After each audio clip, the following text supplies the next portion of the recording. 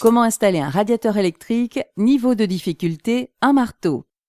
Facile à poser et à intégrer dans tous les styles de décor, les radiateurs électriques allient maintenant élégance et performance thermique.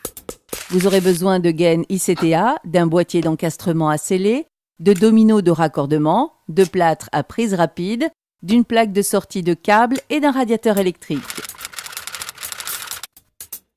Munissez-vous d'un mètre, d'un niveau à bulles, d'une rainureuse ou d'une meuleuse d'angle équipée d'un disque diamanté, d'une perceuse, d'une scie cloche, d'une massette, d'un burin, d'une auge, d'une truelle langue de chat, d'une truelle Berthollet, d'une balayette, d'une visseuse, d'un tournevis d'électricien, de chevilles, d'une pince coupante et d'une pince à dénuder. Prévoyez une paire de lunettes de protection et des gants.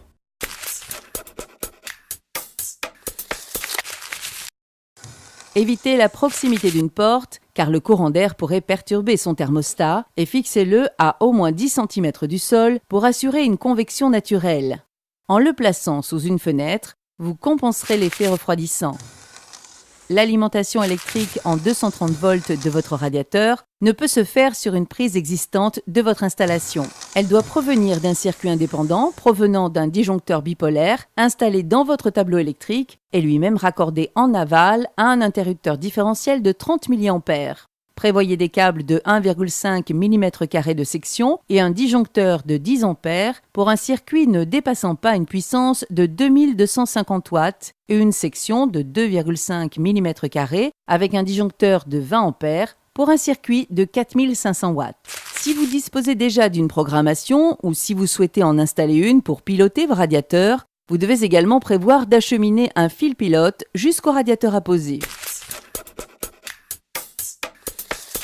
Avant toute intervention, coupez l'alimentation générale.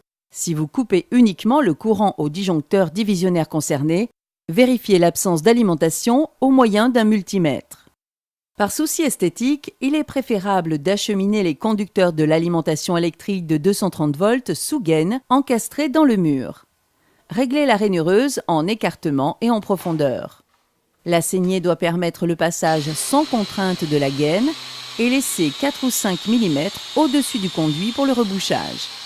Établissez une saignée d'encastrement allant du tableau jusqu'au radiateur. À l'emplacement du boîtier de connexion, creusez le logement d'encastrement avec une scie trépan. Creusez sur la profondeur du boîtier, puis dégagez au burin. Dépoussiérez soigneusement les saignées. Fixez votre boîtier d'encastrement, puis installez la gaine avec les câbles électriques. Rebouchez au plâtre. Arasez l'excédent avec une truelle Berthollet. Raclez en prenant appui sur les côtés des saignées. Posez votre radiateur au sol à 10 cm minimum du mur et mesurez la distance qui sépare le bas de la structure métallique servant de support. Reportez ensuite la mesure sur le mur en partant du sol. Repérez les autres points de fixation en fonction du modèle de votre radiateur au niveau à bulles et marquez les points de perçage. Percez et choisissez un chevillage adapté à la nature du mur, replacez le support et vissez les fixations en contrôlant une fois encore le niveau avant de bloquer. Connectez les conducteurs du boîtier mural au fil de votre radiateur, le bleu au neutre, le rouge à la phase, le vert jaune à la terre, si votre appareil en est équipé, et le noir au pilote s'il est présent. Vissez ensuite la plaque de sortie sur son socle pour refermer le boîtier de connexion.